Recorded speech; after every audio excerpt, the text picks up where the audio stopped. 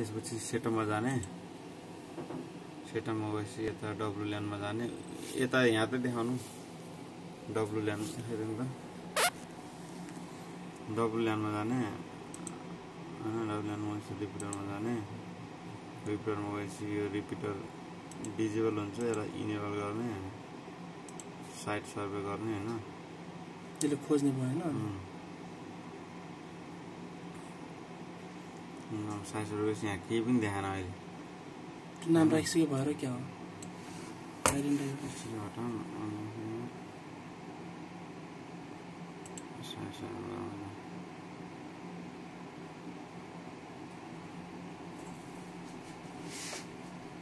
कुन चाहिँ एउटा सिलेक्ट गर्ने हैन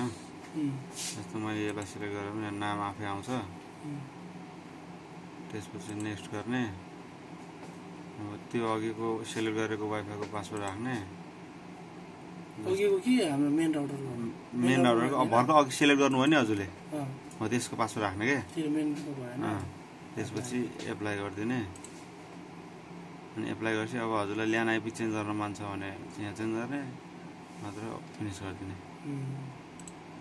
गरिदिने सक्यो अनि एप्लाई गरिदिने सक्यो ल्यानको भयो भने हजुर